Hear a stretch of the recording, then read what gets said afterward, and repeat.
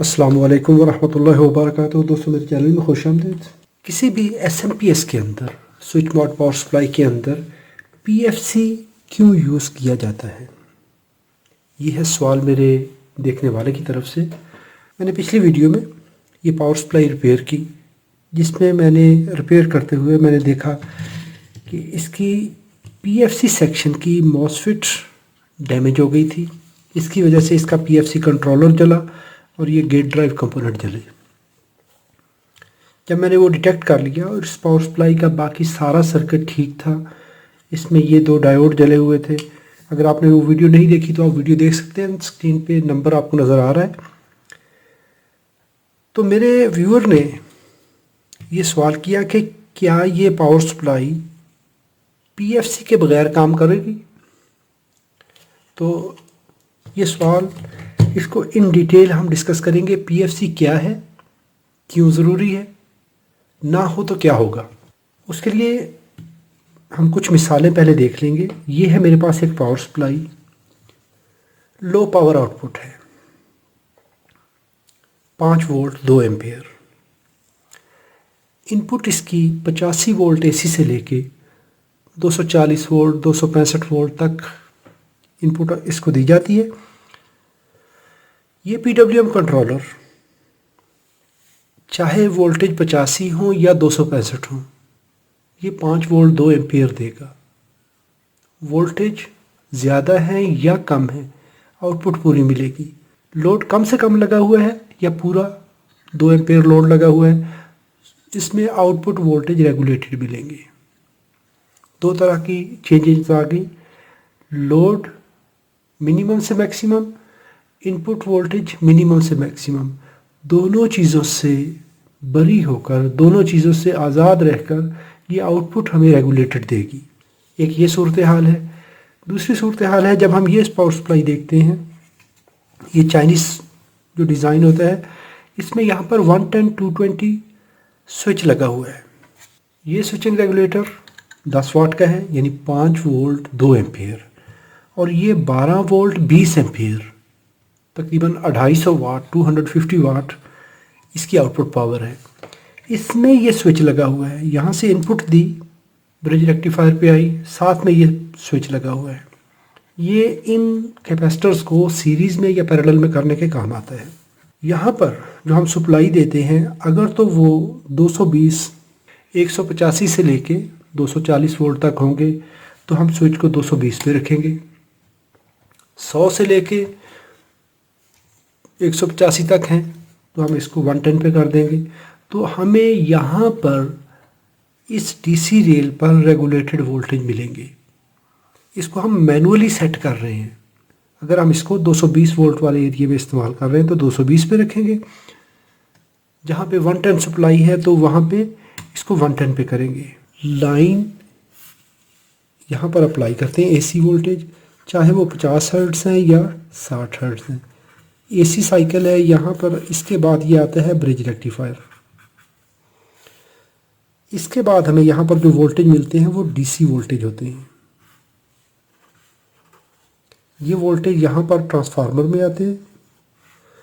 इसके बाद कोई भी स्विचिंग डिवाइस, चाहे वो ट्रांजिस्टर है, मॉसफेट है, आईजीबीटी है, इस तरह करके लगा हुआ है।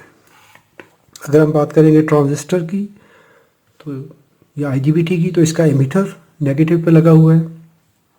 मॉसफेट है तो उसकी सोर्स यहाँ पे लगी हुई है, ड्रेन ट्रांसफार्मर पे लगी हुई है प्राइमरी वाइंडिंग पे, और प्राइमरी वाइंडिंग के बाद सेकेंडरी में हमें वोल्टेज मिलते हैं। यहाँ पर रेक्टिफायर, कैपेसिटर,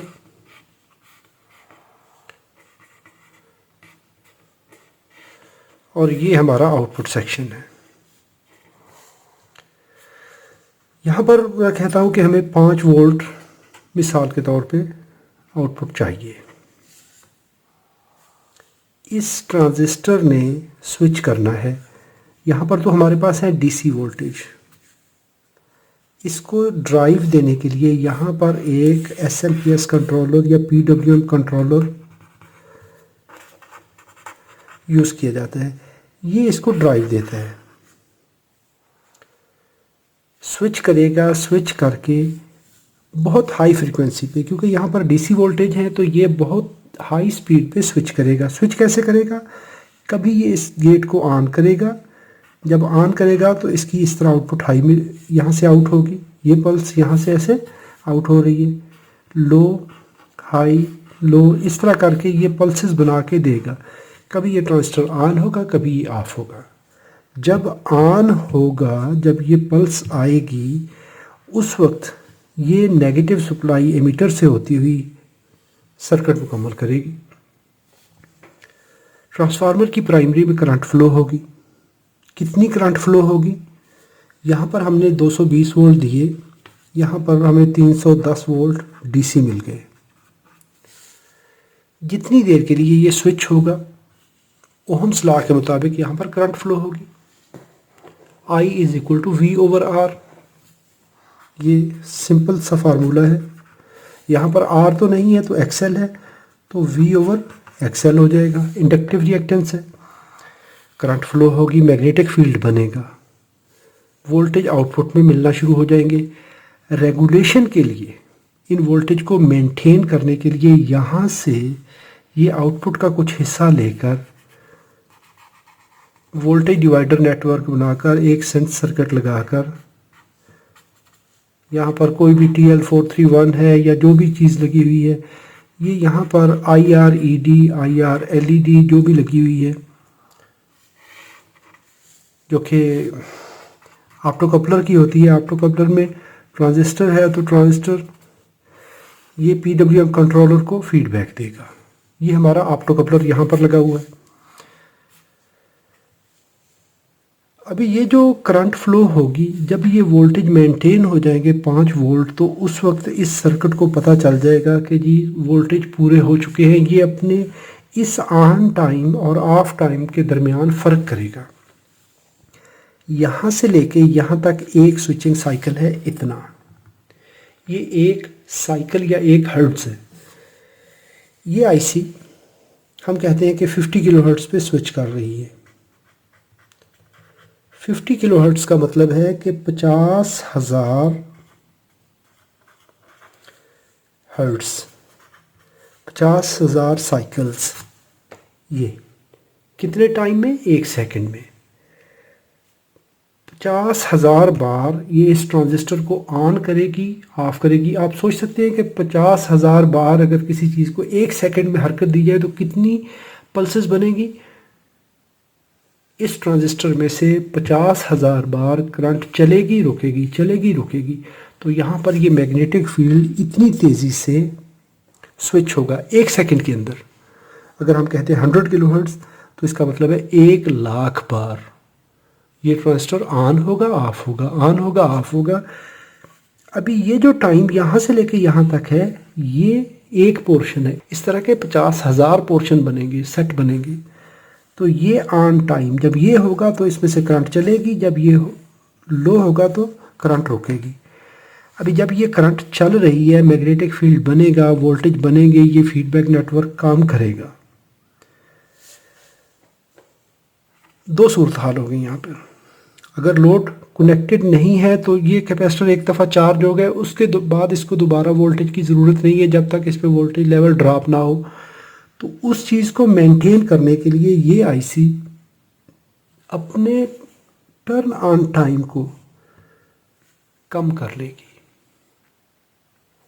यानी यहाँ से लेके यहाँ तक 50,000वां हिस्सा है, यानी 50,000 बार 1 सेकंड में इसने स्विच करना है।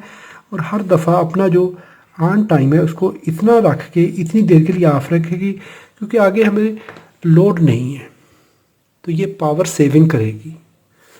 जब ये सेविंग करेगी उस वक्त क्या होगा कि ड्यूटी साइकिल को कम से कम रखेगी। ये जो इसका ऑन टाइम और ऑफ टाइम का जो आपस में रिलेशन है, इसको ड्यूटी साइकिल कहा जाता है। ये है नो लोड कंडीशन। अगर आपने यहाँ पर आधा लोड कनेक्ट कर दिया, मिसाल के तौर पे हमारा ये रेगुलेटर है 2 एम्पेयर का, तो हम इससे 1 एम्पेयर लोड कनेक्ट कर देंगे।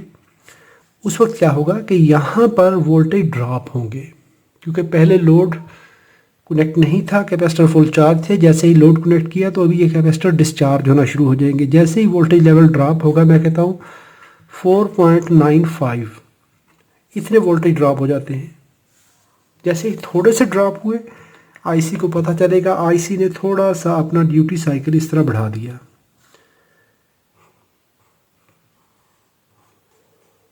पहले ये थोड़ी देर के लिए ऑन हो रही थी इस तरह, अभी ये ऑन टाइम अपना इसने बढ़ा दिया। उससे क्या होगा, करंट थोड़ी सी और ज़्यादा चलेगी, वोल्टेज पूरे हो जाएंगे। 2 एम्पेयर लोड कर दिया, फुल लोड पे ले गए, उस वक्त यहाँ पर और वोल्टेज कम हो गए, तो इस आईसी को ये वाला सेंस सर्किट जो है यहाँ से फीडबैक देगा, इससे इसका मज़ीद ऑन टाइम ज़्यादा हो जाएगा। जब ये करंट ज़्यादा फ्लो हुई, वोल्टेज ड्रॉप हुए, ड्रॉप होने से हमें यहाँ पर ज़्यादा वोल्टेज चाहिए, उसके लिए ज़्यादा मैग्नेटिक फील्ड चाहिए, ज़्यादा मैग्नेटिक फील्ड के लिए ज़्यादा करंट चाहिए, ज़्यादा करंट के लिए हमें इस ट्रांजिस्टर को ज़्यादा देर के लिए ऑन रखना पड़ेगा। तो ये वो काम सारे का सारा ये ऑटोमेटिक तरीके से हो रहा है। जैसे ही वोल्टेज पूरे हो जाएंगे, ये आईसी फिर से अपना स्विचिंग साइकिल कम कर देगी। इसको कहा जाता है लोड रेगुलेशन। लोड कम है या ज़्यादा है, नो लोड है तो भी 5 वोल्ट, मीडियम लोड है तो भी 5 वोल्ट, फुल लोड है तो भी 5 वोल्ट। तीनों कंडीशन में हमें आउटपुट वोल्टेज रेगुलेटेड मिलेंगे। इसे कहा जाता है लोड रेगुलेशन। एक सूरत हाल ये हो गई। अभी देखिए, एक बात हमने कही थी कि 310 वोल्ट है, क्योंकि ये सप्लाई, इसको यूनिवर्सल सप्लाई कहा जाता है। हमने कहा था कि 85 से लेके 220-240 वोल्ट तक इसको इनपुट दी जा सकती है। अगर वोल्टेज ड्रॉप हो गया 85 वोल्ट, 100 वोल्ट, मिसाल के तौर पे हम कहते हैं जी ये वोल्टेज 100 वोल्ट हो गए, उस वक्त यहाँ पर 140 वोल्ट हो जाएंगे डीसी लाइन पे। पहले 310 थे, तो 310 की वजह से जो करंट चल रही थी, अभी वो 140 वोल्ट होने की वजह से करंट कम हो जाएगी। करंट कम होगी, मैग्नेटिक फील्ड उतना ही कम बनेगा। जब कम मैग्नेटिक फील्ड बनेगा, इसके कम होने की वजह से आउटपुट में वोल्टेज कम हो जाएंगे। नतीजतन इस आईसी को फिर पता चलेगा जी वोल्टेज कम हो गए। पहले हमने लोड कनेक्ट किया था, अभी लोड वही है लेकिन इनपुट वोल्टेज कम हो गए। कम होने से आउटपुट कम हुई, इसने फिर अपना ड्यूटी साइकिल और बढ़ा दिया, यहाँ से ड्यूटी साइकिल बढ़ा दिया। पहले वोल्टेज ठीक थे, इनपुट वोल्टेज पूरे थे, लेकिन लोड चेंज किया, लोड कम से ज़्यादा की तरफ गए, वोल्टेज कम हुए, इसने बढ़ा दिया। अभी वोल्टेज कम हो गए इनपुट पे, तो उसके लिए भी ये आईसी क्या करेगी, अपना ड्यूटी साइकिल एडजस्ट करेगी। ड्यूटी साइकिल एडजस्ट करेगी, ड्यूटी साइकिल एडजस्ट करने से हमें आउटपुट में वोल्टेज रेगुलेटेड मिलेंगे। 2 सूरत हाल हो गई। इसको कहा जाता है लाइन रेगुलेशन।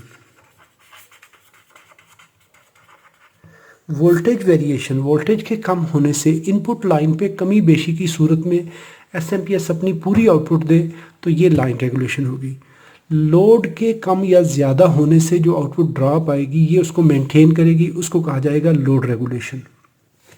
चाहे इनपुट पे वोल्टेज कुछ भी हो, आउटपुट पे वोल्टेज पूरे मिलेंगे। लोड कुछ भी हो, आउटपुट पे वोल्टेज पूरे मिलेंगे। ये है छोटे डिज़ाइन के लिए, जहाँ पे हमें 10 वाट, 15 वाट, 20 वाट, 50 वाट, उस वक्त तक तो यह इस आईसी के पास ऑप्शन है कि अपना ड्यूटी साइकिल मेंटेन कर सकती है। लेकिन जब हम शिफ्ट करते हैं हाई पावर के लिए, 200 वाट, 150 वाट, 250 वाट, 400 वाट, 500 वाट, उस वक्त अभी जब 250 वाट है तो उसका मतलब है काफ़ी ज़्यादा करंट चाहिए। काफ़ी ज़्यादा करंट चाहिए तो हमें ये ट्रांजिस्टर ऑन रखने पड़ते हैं ज़्यादा देर के लिए। तो अभी फिर उसके बाद पीछे गुंजाइश कम बच जाती है कि हम लाइन को रेगुलेट करें। उसके लिए एक तो मैनुअल तरीकाकार है, ये एक सस्ता डिज़ाइन है। इसमें ये 185 से लेके 240 वोल्ट तक तो एक इसकी सिलेक्शन है। लेकिन अगर लाइन ड्रॉप हो गई, आप एरिया उसी में काम कर रहे हैं, लेकिन अगर इनपुट वोल्टेज ड्रॉप हो जाते हैं तो ड्रॉप होने की वजह से इसकी रेगुलेशन पुअर हो जाएगी, ये रेगुलेटेड आउटपुट नहीं दे पाएगी। क्योंकि इसके सर्किट की जो कॉन्फ़िगरेशन है यहाँ पर मैनुअल सिलेक्शन है। इस चीज़ को बाईपास करने के लिए एक सर्किट इस्तेमाल किया जाता है जिसको कहा जाता है PFC, power factor correction. PFC कैसा है, कैसे काम करता है? इसको वोल्टेज बूस्टर भी कहा जाता है। इसमें दो तरह के होते हैं, एक ब्रिज वाला और एक ब्रिजलेस PFC होता है। हम ब्रिज वाला ही देखेंगे। इनपुट दी हमने, यहाँ पर ब्रिज रेक्टिफायर को मिली। अभी ये वोल्टेज यहाँ से आउट हुए पॉजिटिव नेगेटिव। इसके बाद यहाँ पर एक इंडक्टर लगा दिया जाता है जिसको PFC चोक या PFC इंडक्टर कहते हैं, ये वाला। इसके बाद एक रेक्टिफायर लग गया। मैं सादा सा सिंपल सा डिज़ाइन बनाता हूँ ताकि हमें समझने में आसानी हो। ये कैपेसिटर लग गया। इसके बाद वाला सर्किट सेम रहेगा जो हमने यहाँ पर डिस्कस किए हैं। पहले इनपुट कम ज़्यादा होने से यहाँ पर वोल्टेज 220 की सूरत में 310 वोल्ट मिल रहे थे। 100 वोल्ट AC आए तो 140 वोल्ट हो गए। अभी यहाँ पर चाहे आप 100 वोल्ट दे दें या 265 दे दें, जो भी इनपुट होगी यहाँ से ये सेंस लाइन करके यहाँ पर हमारे पास एक PFC कंट्रोलर आ जाता है।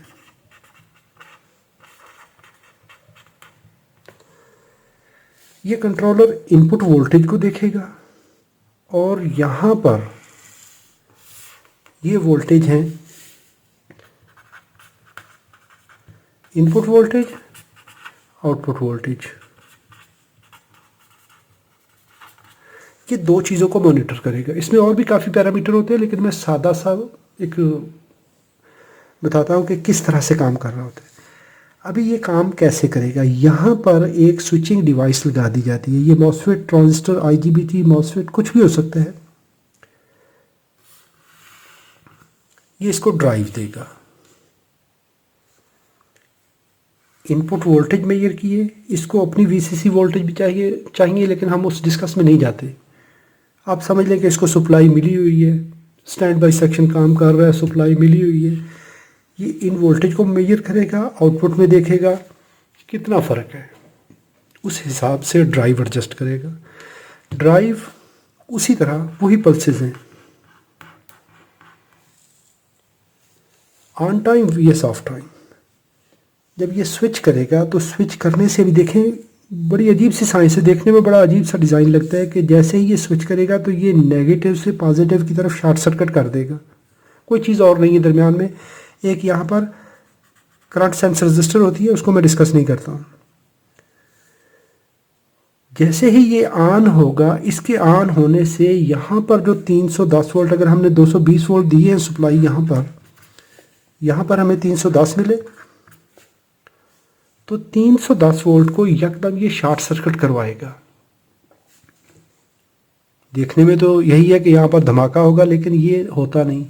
ये बहुत थोड़ी देर के लिए उसमें एक सर्ज करेगा, ऑन करेगा। जैसे ही ऑन करेगा, यहाँ पर ये जो चोक लगी हुई है, PFC इंडक्टर लगा हुआ है, तो इसमें मैग्नेटिक फील्ड फैलेगा क्योंकि यहाँ पर जो रूटीन करंट फ्लो हो रही थी उसमें यकदम एक सडन चेंज आएगी। जब ये मैग्नेटिक फील्ड यहाँ पर फैलेगा, इस कोर में एनर्जी स्टोर होगी यहाँ पर। इसके बाद क्या होगा, ये ट्रांजिस्टर ऑफ हो जाएगा तो यहाँ पर ये दोनों लाइनें ओपन हो जाएंगी। अभी पहले देखें तो ये पॉजिटिव एंड ये था, नेगेटिव एंड ये था इस साइड से। जैसे ही ये ऑफ हुआ तो इसके अंदर जो मैग्नेटिक फील्ड कोलैप्स होगा, सिकुड़ेगा, तो इसके सिकुड़ने की वजह से इसमें अप्लाइड वोल्टेज के एंटी वोल्टेज पैदा होंगे, तो ये नेगेटिव और ये एंड पॉजिटिव हो जाएगा। अब देखिए, पॉजिटिव नेगेटिव पॉजिटिव, यानी दो सोर्स सीरीज में आ गए। जैसे हम दो सेल इकट्ठे जोड़ते हैं 1.5 वोल्ट वाले, 1.5 वोल्ट का एक, 1.5 का दूसरा, तो 1.5 और 1.5 3 वोल्ट हो जाते हैं। उसी तरह ही अगर यहाँ पर 310 वोल्ट थे तो 310 उसमें ऐड कर ले, अगर 80 वोल्ट इसने और जनरेट कर दिए, वो जो पल्स बनाई थी। पल्स बनाने की वजह से मैग्नेटिक फील्ड स्टोर हुआ था। जैसे ही कोलैप्स हुआ तो यहाँ पर 310 और 80 390 वोल्ट इस पॉइंट पे आ जाएंगे। फिर ये दोबारा ऑन होगा तो इस तरह बार बार ऑन होके पंपिंग करके इन वोल्टेज को बूस्ट कर देगा। ये है 220 वोल्ट की सूरत में। ये वोल्टेज 240 हो जाते हैं। 240 होंगे तो यहाँ पर ये 350 वोल्ट हो जाएंगे। 350 होंगे तो हमें और 40 वोल्ट चाहिए, तो उस वक्त इसकी स्विचिंग और कम हो जाएगी। थोड़ी देर के लिए स्विच करेगा, मैग्नेटिक फील्ड बनेगा, 390 वोल्ट पूरे हो जाएंगे। अगर ये लाइन ड्रॉप होके 100 वोल्ट हो जाती है तो उस वक्त इस पॉइंट पे 140 वोल्ट हो जाएंगे। 140 जब 140 होंगे तो इस वक्त हमें 250 वोल्ट और चाहिए 390 पूरे करने के लिए, क्योंकि हमने हर हाल में इस जगह पर 390 देने हैं। तो 140 और 250 390, तो उसके लिए ये ट्रांजिस्टर ज़्यादा देर के लिए ऑन रहेगा, ज़्यादा मैग्नेटिक फील्ड स्टोर करेगा। ऑफ होने की सूरत में ये वोल्टेज 250 वोल्ट 250 वोल्ट इस कोर से ट्रांसफ़र होके यहाँ पे आ जाएंगे। अभी वो जो पहली कहानी यहाँ पर हमने कही थी कि इसकी वजह से इस PWM को काम करना पड़ता है, अपना ड्यूटी साइकिल बढ़ाना पड़ता है। अभी वो कहानी यहाँ पर ख़त्म हो गई। अभी ये जो PWM कंट्रोलर है, सर्किट वही रहेगा, लेकिन हमने इसको इस फिक्र से आज़ाद कर दिया। अभी सिर्फ ये अपना लोड मेंटेन करेगी। यहाँ पर वोल्टेज मेंटेन करने के लिए हमने इस सर्किट को लगा दिया। तो ये है PFC section, power factor correction. Line variation को कंपनसेट करने के लिए ये वाला सर्किट, यहाँ पर इसमें करंट सेंस सर्किट है जो कि करंट को मेजर करता है। यहाँ पर कितनी करंट फ्लो हो रही है उसको मॉनिटर करेगा। तो ये वोल्टेज यहाँ से रेक्टिफाई होके हमें इस कैपेसिटर पर 390 वोल्ट 395 वोल्ट मिलेंगे, इनपुट पे कुछ भी मिले। तो PFC सर्किट हमें रेगुलेटेड DC रेल वोल्टेज देगा। इसके बाद हमारा जो PWM कंट्रोलर है वो स्विचिंग करेगा, बाकी प्रोसेस वही रहेगा। हमें रेगुलेटेड आउटपुट जो भी है, तो ये 250 वाट की है तो 250 वाट हमें फिक्स आउटपुट मिलेगी, चाहे इनपुट कम हो या ज़्यादा हो।